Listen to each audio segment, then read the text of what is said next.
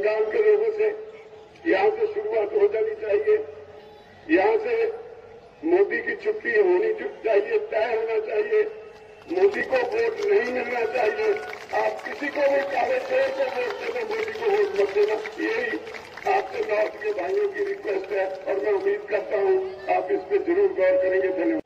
ये कॉर्पोरेटाइजेशन में विश्वास रखते हैं, प्राइवेटाइजेशन में विश्वास रखते हैं, जो देश के लिए नुकसानदेह ही नहीं सुसाइडल है। इसलिए मेरा आप सभी से अनुरोध है, हम पंजाब, हरियाणा और नॉर्थ के सभी किसान भाइयों की तरफ से अपने बंगाली भाइयों के पास ये रिक्वेस्ट लेके आए हैं।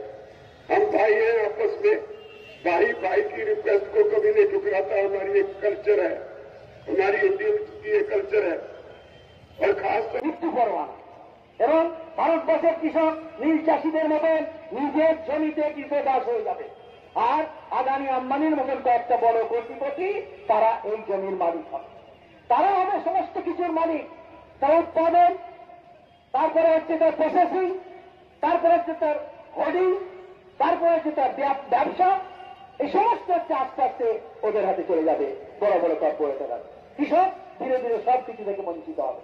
पूंजीपतियों का कोई योगदान नहीं। किसी एक भी पूंजीपति का बेटा देश की आजादी की लड़ाई में शहीद हुआ हो तो बता दो। देश की आजादी की लड़ाई में एक भी पूंजीपति का बेटा जेल में गया हो तो बता दो। साथियों, ये देश जा कहा रहा है। आज पूरे देश के कारोबार कारपोरेट के हवाले किए जा रहे हैं, देश के चंद घरानों के हवाले किए जा रहे हैं।